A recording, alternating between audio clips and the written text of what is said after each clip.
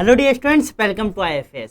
This is Rohit Agarwal. तो आज के इस वीडियो में हम जानने वाले हैं जो आपका एग्जाम CSI नेट का होता है उसमें जो यूनिट नंबर 4 है उससे रिलेटेड आज हम यहाँ पे बात करने वाले हैं। यानी कि कुछ ऐसे इंपॉर्टेंट टॉपिक जिसमें से हर साल एक क्वेश्चन पूछा जाता है, यानी कि एक इंपॉर्टेंट टॉपिक बोलूँ या फिर बोलूँ इंपॉर्टेंट कॉन्सेप्ट जहाँ से हर साल एक क्वेश्चन पूछे जाते हैं। तो ऐसे 5 टॉपिक यानी 5 कॉन्सेप्ट पे हम यहाँ पे डिस्कस करने वाले हैं कि जिससे हमेशा आपका क्वेश्चन बनता है। ठीक है, अगर ये 5 कॉन्सेप्ट आपने अच्छे से कर लिए तो आपके 5 मार्क्स यानी कि 5 क्वेश्चन कहीं नहीं जाते।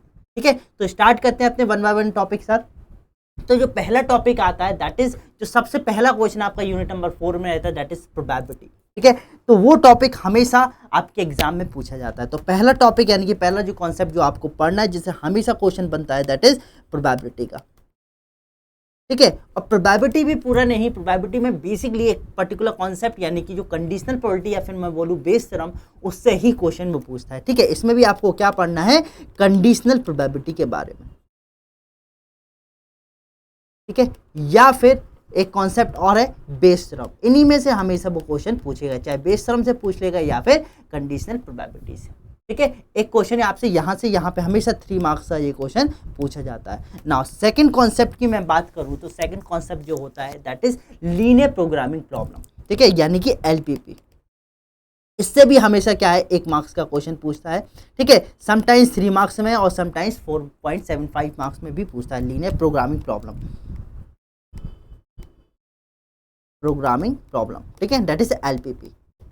अब इसमें भी कई सारे मेथड होते हैं सॉल्व करने की LPP को, जैसे आपको पता हो ग्राफिकल सिंप्लेक्स, डुअल सिंप्लेक्स, ठीक है, ट्रांसपोर्टेशन, बहुत सारे प्रॉब्लम। बट आपको जो इसमें पढ़ना है वो सिर्फ क्या कौन सा पढ़ना है, ग्राफिकल मेथड एंड सिंप्लेक्स। ये 2 मेथड आपने कर लिए तो आपका ये क्वेश्चन डेफिनेटली हो जाएगा, सिंप्लेक्स मेथड। ठीक है, नाउ थर्ड टॉपिक की अगर मैं बात करूँ तो थर्ड टॉपिक जो आपका होता है दैट इज कॉन्फिडेंस इंटरवल। ठीक है, किस पे पूछा जाता है, कॉन्फिडेंस इंटरवल। कुछ लोगों को इसके बारे में पता होगा, ठीक है, कुछ हो सकता है कि जिन लोगों को इसके बारे में नहीं पता होगा। अगर जो स्टैटिस्टिक्स प्योर स्टैट्स वाले स्टूडेंट होंगे उनको इस टॉपिक के बारे में पता होगा। ठीक है, एक टेस्टिंग ऑफ हाइपोथेसिस के अंदर कॉन्फिडेंस इंटरवल के बारे में यानी कि जो पैरामीटर है उसके एक रेंज के बारे में बात करते हैं। ठीक है, इससे हमेशा क्वेश्चन पूछा जाता है और बल्कि 4.75 मार्क्स में क्वेश्चन पूछा जाता है। इसमें आप क्या कर सकते हो, ऑप्शन से उस चीज़ को टैकल कर सकते हैं, बट उसमें आपको 4.75 में चारों ऑप्शन आपको चेक करने पड़ेंगे। ठीक है, तो ये क्वेश्चन हमेशा पूछा जाता है, टेस्टिंग ऑफ हाइपोथेसिस का है। ठीक है, नाउ फोर्थ टॉपिक की अगर मैं बात करूँ, कॉन्सेप्ट की बात करूँ that is design of experiment.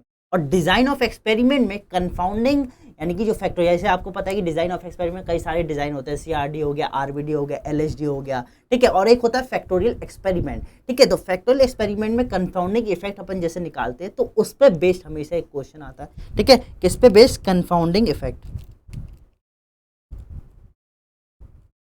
Sorry, confounding effect. ठीक है, ये किस में टॉपिक है आपका, डिजाइन ऑफ एक्सपेरिमेंट में। एक 3 मार्क्स में आपका इससे क्वेश्चन हमेशा बन जाता है। नाउ लास्ट टॉपिक की मैं बात करूं बट नॉट लीस्ट, क्योंकि ऐसे कई सारे टॉपिक्स हैं आपके जिससे हमें क्वेश्चन बनता है। फिफ्थ टॉपिक की अगर मैं बात करूं तो आप किस में से कर सकते हो, that is central limit theorem. ठीक है, central limit theorem. Central limit theorem में क्या कहता है कि अगर हमारे पास पॉपुलेशन बहुत लार्ज हो तो उस केस में वो नॉर्मल को फॉलो करने लगता है। ठीक है, इस पे बेस हमेशा क्वेश्चन पूछता है। इसमें 2-3 चीज़ें और आती हैं आपकी, कन्वर्जेंस प्रोबेबिलिटी, तो कभी कभी उस पर बेस क्वेश्चन वो पूछ लेता है। ठीक है, तो अगर ये 5 टॉपिक आपने कर लिए तो आपके 5 क्वेश्चन 100% श्योर हो जाएंगे। ठीक है, आई थिंक सारे टॉपिक आपको क्लियर होंगे। नेक्स्ट वीडियो में इसी तरह से आपके लिए कुछ ना कुछ नया हम लाते रहेंगे। तब तक take care, bye bye and thank you very much.